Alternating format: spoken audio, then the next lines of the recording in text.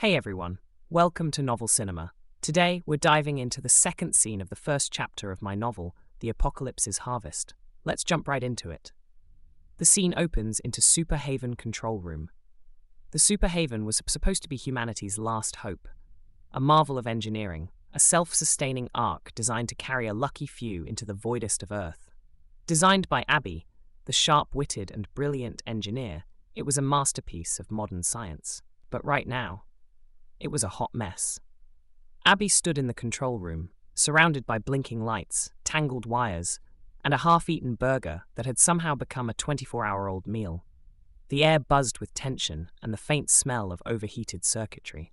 Sathesh, her over-caffeinated assistant, was hunched over a keyboard, frantically typing and muttering something about sorting out the void warp calibration.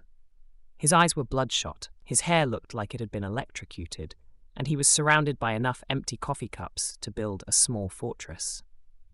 The fusion reactor core is still unstable, Abby said, rubbing her temples like she was trying to massage away the impending apocalypse.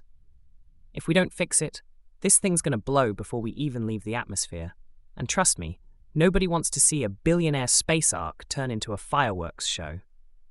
Sathesh nodded, his fingers still flying across the keyboard.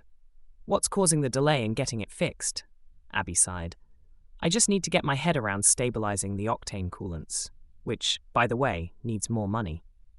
It's like trying to balance a coked-out bear on a tightrope. One wrong move and... boom, Sathesh finished, finally looking up. His face was pale, and he had the wild-eyed look of someone who hadn't slept in weeks. I've been pulling all-nighters for weeks, trying to get the navigation's calibration coding stable. If I don't sleep soon, I'm going to start hallucinating again. Last time, I thought the coffee machine was trying to recruit me for a robot uprising. Abby smirked. Don't worry, Sathesh. I doubt you'd meet their required specifications. She patted his shoulder. You'd make a great minion, though. He grinned weakly. That's the nicest thing anyone's ever said to me. Sathesh rolled his eyes. If we do survive, I'll be needing a nap. A really, really long nap. Abby grinned. Deal. But first, let's make sure this ark doesn't turn into a glorified firework. Get me on the phone with Charles. Scene opens into Charles Baxton's penthouse. Charles Baxton's penthouse screamed, billionaire with a death wish. Charles was living his best and possibly last life. The room was a chaotic blend of luxury and perversion. Champagne bottles littered the floor, a disco ball spun lazily from the ceiling, and a diamond-plated stripper pole dangled in the corner. Charles, a 40-year-old billionaire with the charm of a polished cutthroat businessman and the morals of a Bond villain, lounged on a velvet couch. His designer suit was rumpled, his hair disheveled, and his face bore the paleness of a man who'd been told he had 3 months to live. To the end of the world, Charles slurred, raising a glass of ridiculously expensive whiskey to his billionaire friends, chugging away at the bar. His entourage, a mix of sycophants, socialites, and one very confused-looking hefty bodyguard, cheered half-heartedly. Charles's phone buzzed. It was Abby.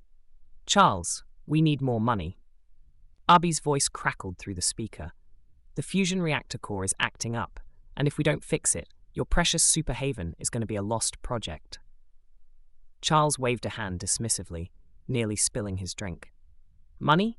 Darling, I've got more money than God. It was never a problem. I'll transfer whatever you need. Just make sure my spot on the ark is extra luxurious. I want a hot tub and a wine cellar. Abby sighed. You do realize this is a lifeboat, not a cruise ship, right? Details, darling, Charles said, downing his drink in one gulp. Now, if you'll excuse me, I have a party to attend.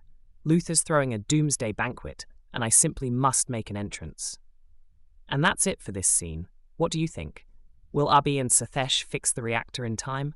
Will Charles ever stop partying? Let me know your thoughts in the comments below.